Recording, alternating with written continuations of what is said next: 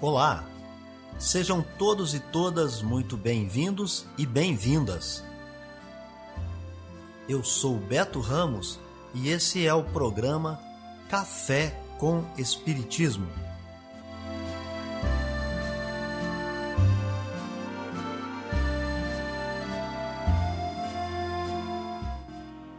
Um programa diário que aborda temas da filosofia, de conhecimentos gerais e de espiritismo. A verdade é o conhecimento que liberta.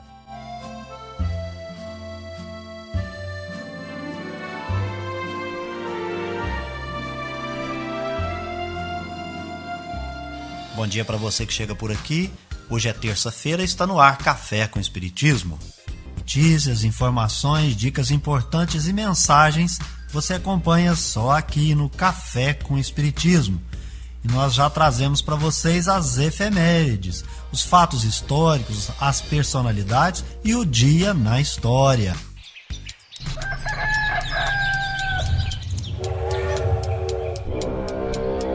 Dia na história.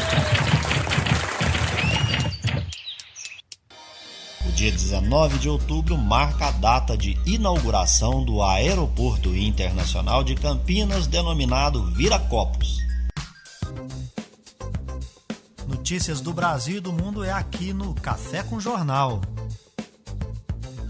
Com expectativa de arrecadar 30 milhões de reais em doações para a compra de alimentos, a ONG Ação da Cidadania lançou neste domingo no Rio a campanha Natal Sem Fome. O objetivo é chamar a atenção e mobilizar a sociedade para que milhões de famílias em situação de vulnerabilidade em diversos pontos do país possam celebrar o Natal com comida na mesa. O ato na praia de Copacabana, na Zona Sul Carioca, teve diversas atividades e reuniu muitas líderes comunitárias que empurravam carrinhos de supermercado vazios, simbolizando a situação de vulnerabilidade agravada pela pandemia de Covid. Havia ainda grupos também com cartazes exibindo os preços abusivos dos alimentos. Este ano, a ação faz uma releitura da fábula do beija-flor e da floresta, que nos ensina que sempre podemos fazer a diferença. O diretor executivo da ONG Ação da Cidadania, responsável pela campanha, Rodrigo Kiko Afonso, convida para que cada um dê asas à sua solidariedade, transformando-se no beija-flor da história. A fome é absolutamente inaceitável. A gente não pode de maneira nenhuma normalizar a fome, né? Ela não é uma criação da natureza, ela é uma criação de nós, seres humanos, que criamos a fome, apesar da quantidade enorme de alimentos que se produz no mundo inteiro e se desperdiça. Então o Natal Sem Fome ele vem para alertar a sociedade, mostrar para a sociedade a dificuldade que é a questão da fome para essas famílias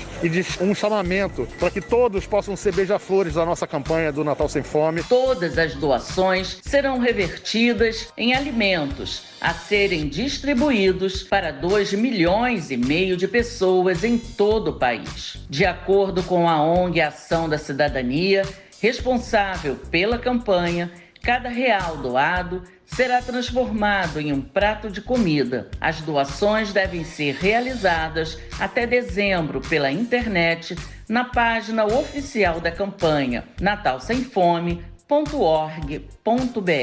Da Rádio Nacional no Rio de Janeiro, Solimar Luz. Um projeto de extensão da Universidade Federal de Juiz de Fora ajuda crianças e adolescentes com deficiências que afetam os movimentos. É o ADAPT. Uma equipe de 25 pessoas recebe carrinhos como aqueles usados para passear com crianças em shopping centers. Em seguida, transformam o brinquedo em um carro elétrico e depois fazem adaptações personalizadas de acordo com a necessidade de cada um. A professora da Faculdade de Fisioterapia da UFJF e coordenadora geral do ADAPT, Paula Chagas, afirmou que a meta é dar mais autonomia aos pequenos. Ele vai ser indicado para crianças que conseguem andar sozinhos. Ele é principalmente prescrito para crianças da faixa etária até 6 anos de idade, numa fase, então, que a gente tem como objetivo principal que a criança desenvolva uma forma de locomoção de forma independente, ou seja, que ela seja capaz de se locomover no ambiente. É um ganho imenso, porque a gente vê não só uma satisfação emocional da criança em ter esse êxito, e conseguir se locomover de forma independente, como no desenvolvimento cognitivo e motor e de participação da criança na sociedade. O técnico administrativo em educação da UFJF, Davi Silva, atuou como coordenador técnico do ADAPT. Foi ele quem teve a ideia de criar o projeto após conhecer o Go Baby Go da Universidade de Delaware, nos Estados Unidos. Davi contou que a filha dele tem uma doença que compromete os movimentos e que chegou a usar o carrinho. Minha filha ela tem doença de Krabbe, que é uma doença genética. Ela promove uma desmielinização e a criança vai perdendo as funções. Quando eu fiz a adaptação do primeiro carrinho, que foi o carrinho dela, ela ainda era elegível para esse tipo de trabalho, mas ela passou por um transplante de medula no início do ano. A gente ficou internado 4 meses. Quando a gente voltou, já tive um pouco mais de dificuldade. Projetos de extensão, como o ADAPT, criam pontes entre as universidades e a população. O objetivo, nesse caso, é fornecer 10 carrinhos adaptados por ano com baixo custo. O principal canal de comunicação do projeto é o perfil no Instagram. Basta procurar pelo nome de usuário Projeto ADAPT UFJF. Vou repetir, Projeto ADAPT UFJF. Com produção de Michele Moreira, da Rádio Nacional em Brasília, Vitor Ribeiro. A cárie é uma deterioração no dente causada por bactérias.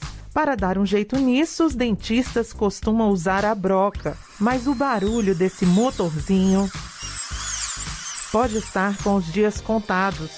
Um estudo da Universidade Federal de Pernambuco resultou em uma fórmula composta por nanopartículas de prata para resolver o problema das cáries sem anestesia, sem dor. De acordo com o pesquisador André Gallenbeck, a ação antimicrobiana do material já era conhecida e o grupo de pesquisa levou esse conhecimento para a área odontológica. O que acontece é que muitas vezes é difícil você convencer a pessoa a abrir a boca por conta da grande aflição, do grande medo, que os pacientes costumam ter do barulhinho da máquina, Quando você fala que não vai ter maquininha, então as coisas elas ficam mais fáceis. Então a coisa que a gente já verificou aí na realidade é que o tempo de atendimento, o tempo para você completar o tratamento, ele vai se reduzir bastante. E isso também, com certeza, redução de custo. Basta passar o produto no dente afetado para conter a ação das bactérias.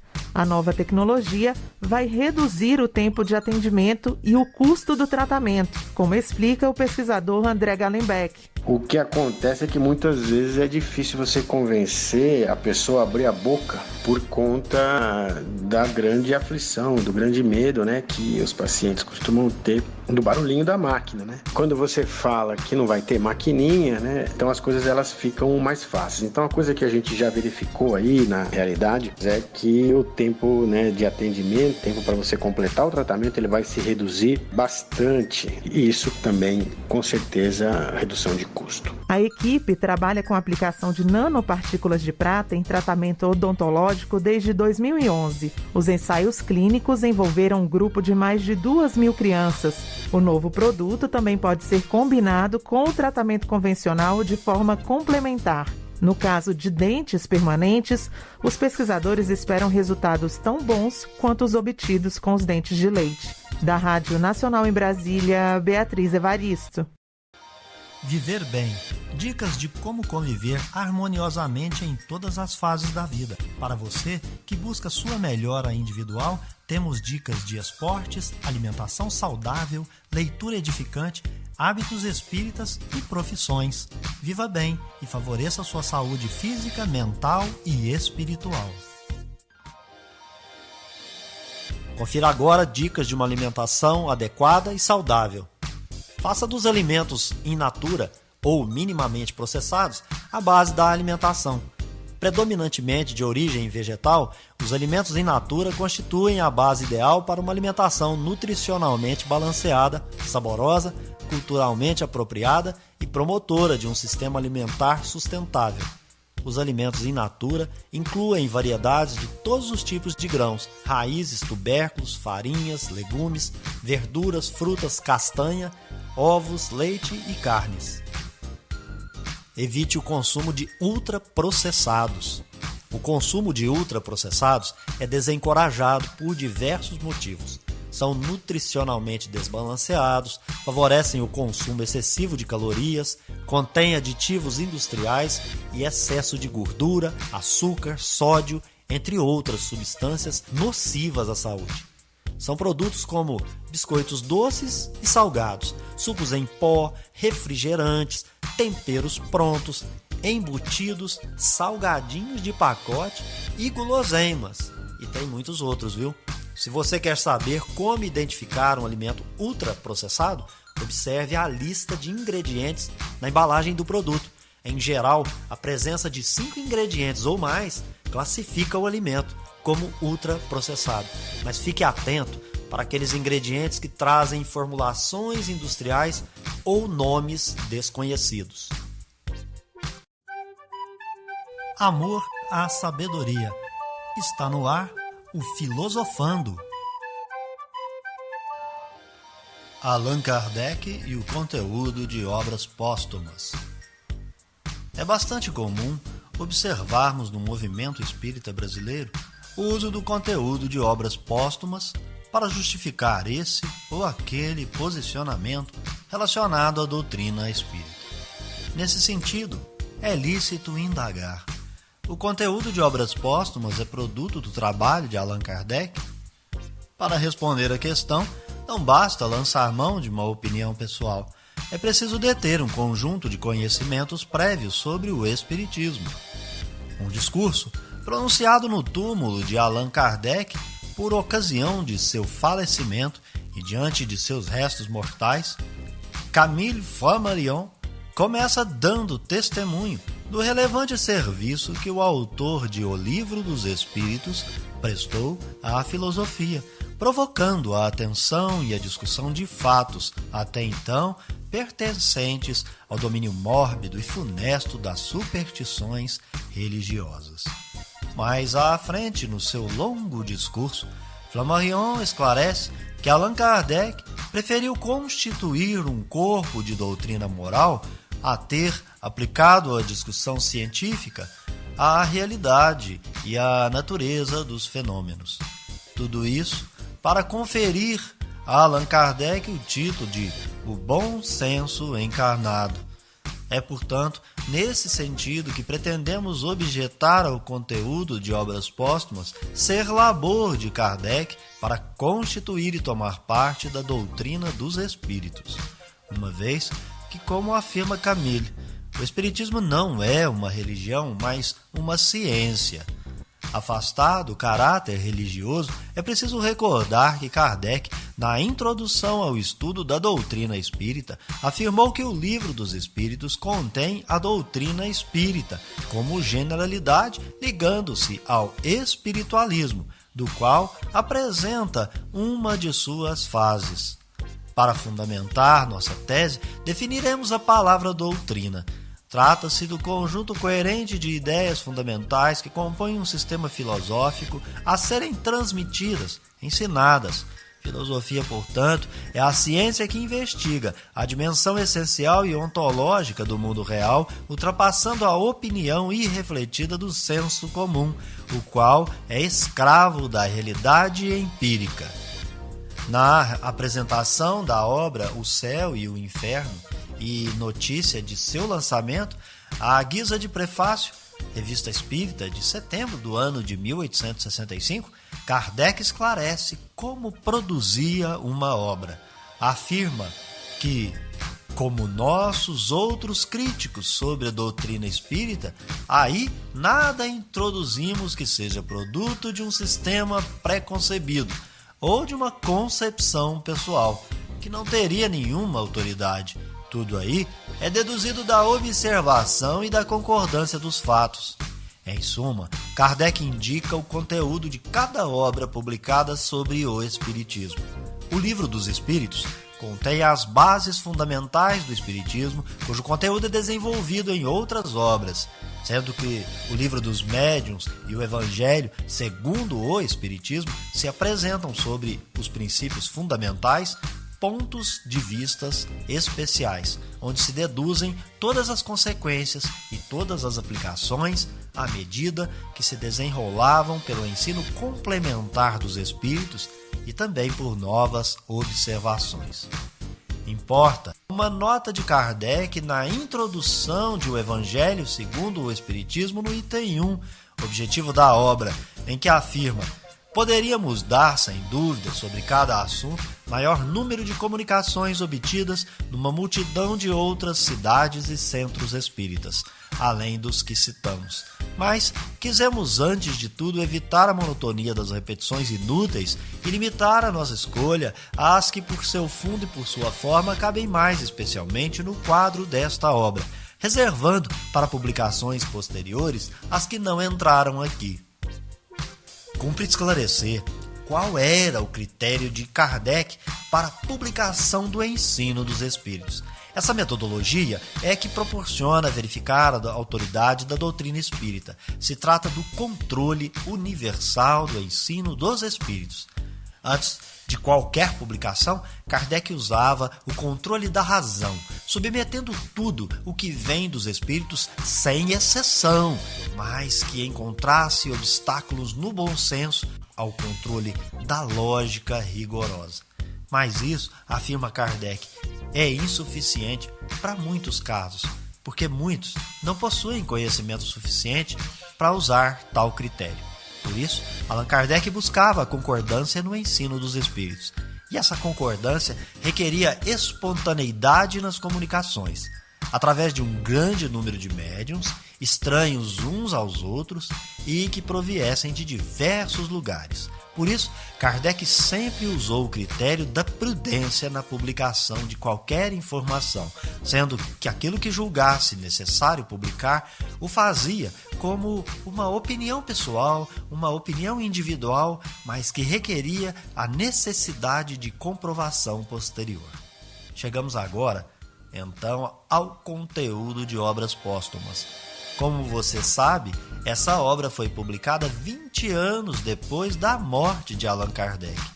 O que era importante publicar foi feito por Kardec em vida, como ele, agora que nós passamos essas informações, afirmou em vários outros lugares, em outros escritos.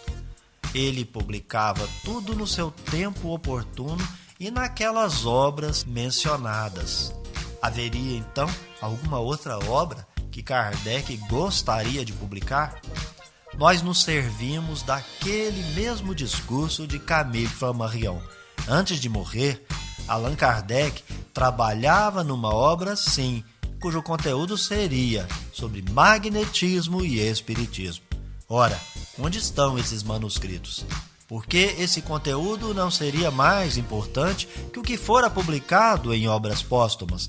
Haveria interesses contrapostos à doutrina dos espíritos pelos seus continuadores, aqueles que prosseguiram no trabalho da sociedade que fora criada pelo codificador? Pois bem, nada, absolutamente nada sobre o tema que era estudado por Kardec foi publicado com tal indicação por aqueles mesmos publicadores do conteúdo de obras póstumas.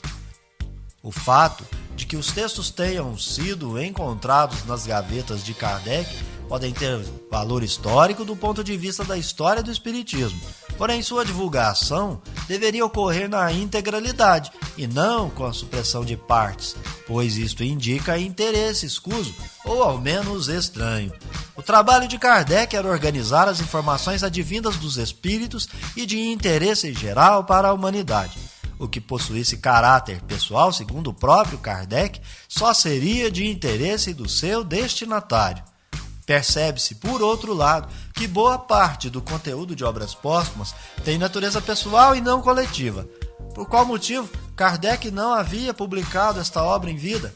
Teria dúvidas sobre seu conteúdo? Seria relevante para sua intimidade e não para o público em geral? Elas passaram pelo crivo do controle universal ou Kardec aguardava alguma confirmação?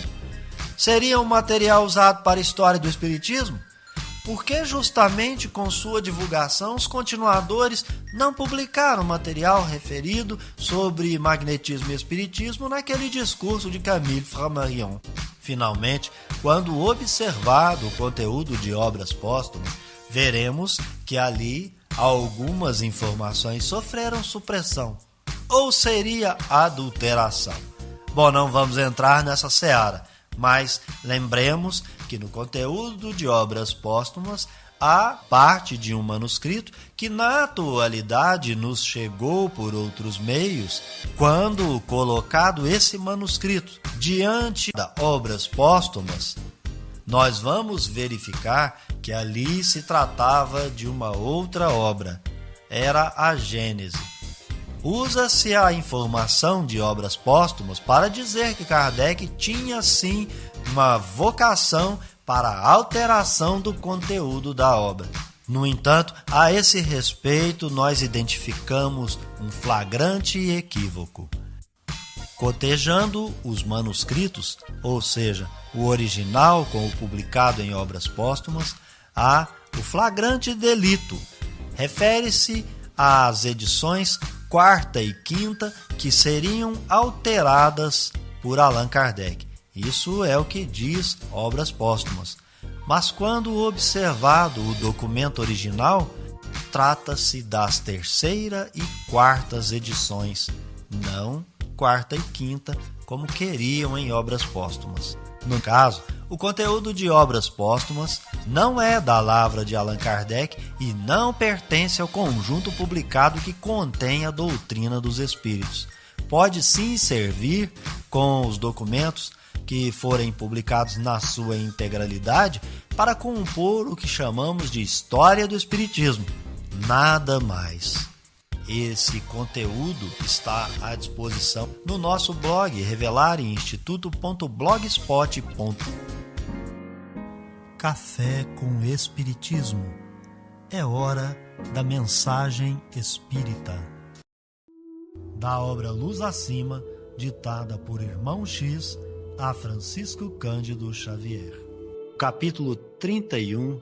Os maiores inimigos. Certa feita, Simão Pedro perguntou a Jesus: Senhor, como saberei onde vivem nossos maiores inimigos? Quero combatê-los, a fim de trabalhar com eficiência pelo reino de Deus. Iam os dois de caminho entre Cafarnaum e Magdala, ao sol rutilante de perfumada manhã. O mestre ouviu e mergulhou-se em longa meditação. Insistindo, porém, o discípulo, ele respondeu benevolente: a experiência tudo revela no momento preciso. Oh! Exclamou Simão Pedro, impaciente, a experiência demora muitíssimo. O amigo divino esclareceu imperturbável: para os que possuem olhos de ver e ouvidos de ouvir, 1 hora, às vezes, basta ao aprendizado de inesquecíveis lições. Pedro se calou desencantado. Antes que pudesse retornar às interrogações, notou que alguém se esgueirava por trás de velhas figueiras erguidas à margem. O apóstolo empalideceu e obrigou o mestre a interromper a marcha, declarando que o desconhecido era um fariseu que procurava assassiná-lo. Com palavras ásperas, desafiou o viajante anônimo a afastar-se, ameaçando sob forte irritação. E quando tentava agarrá-lo à viva força, diamantina risada se fez ouvir. A suposição era injusta. Em vez de fariseu, foi André, o próprio irmão dele, quem surgiu sorridente, se associando à pequena caravana. Jesus endereçou expressivo gesto a Simão e obtemperou: Pedro, nunca te esqueça de que o medo é um adversário terrível.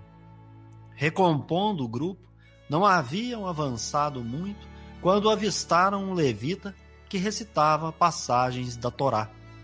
E lhes dirigiu a palavra menos respeitoso. Simão inchou-se de cólera, reagiu e discutiu, longe das noções de tolerância fraterna, até que o interlocutor fugiu amedrontado. O mestre, até então silencioso, fixou no aprendiz os olhos muito lúcidos e inquiriu: Pedro, qual é a primeira obrigação do homem que se candidata ao reino celeste? A resposta veio clara e breve: amar a Deus sobre todas as coisas e ao próximo como a si mesmo. Terás observado a regra sublime neste conflito?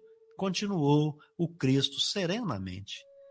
Recorda que, antes de tudo, é indispensável nosso auxílio ao que ignora o verdadeiro bem, e não ouvides que a cólera é um perseguidor cruel. Mais alguns passos e encontraram Teofrasto, judeu grego, dado à venda de perfumes, que informou sobre certo Zeconias, leproso, curado pelo profeta Nazareno, e que fugia para Jerusalém, onde o acusava de um Messias com falsas alegações. O pescador não se conteve.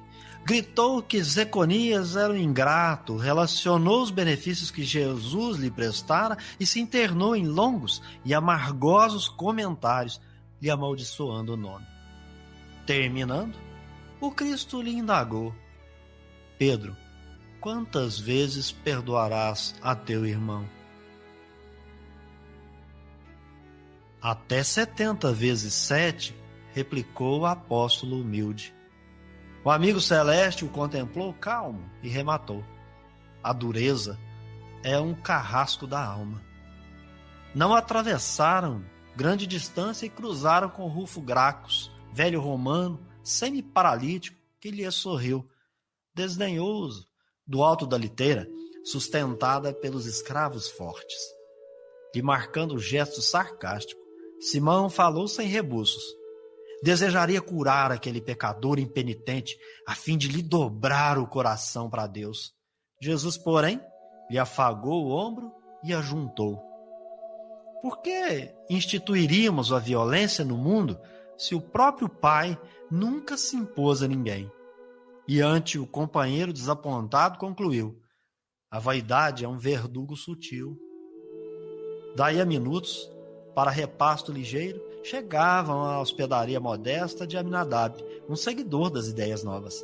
À mesa, um certo Zadias, liberto de Cesareia, se pôs a comentar os acontecimentos políticos da época. Indicou os erros e desmandos da corte imperial, ao que Simão correspondeu, colaborando na poda verbalística. Dignatários e filósofos, administradores e artistas de além-mar sofreram apontamentos ferinos. Tibério foi invocado com impiedosas recriminações. Fim da animada palestra, Jesus perguntou ao discípulo se acaso estivera alguma vez em Roma. O esclarecimento veio depressa: nunca! O Cristo sorriu e observou: falaste com tamanha desenvoltura sobre o imperador que me pareceu estar diante de alguém que com ele houvesse privado intimamente. Em seguida acrescentou: estejamos convictos de que a maledicência é algoz terrível. O pescador de Cafarnaum silenciou desconcertado. O mestre contemplou a paisagem exterior, fitando a posição do astro-dia, como a consultar o tempo, e se voltando para o companheiro invigilante, acentuou bondoso: Pedro, há precisamente 1 hora, procurava situar o domicílio de nossos maiores adversários. De então para cá, 5 apareceram entre nós: o medo, a cólera, a dureza, a vaidade e a maledicência. Como reconheces, nossos piores inimigos moram em nosso próprio coração. E sorrindo, finalizou: dentro de nós mesmos será travada a guerra maior. É isso então, pessoal. Se inscreva no nosso canal, deixe sua impressão em comentário. Um forte abraço e até o próximo Café com Espiritismo. Fui! Este foi o nosso programa Café com Espiritismo. um oferecimento de Instituto Revelare. Se inscreva em nosso canal, acione o sino das notificações e se torne membro para apoiar os projetos.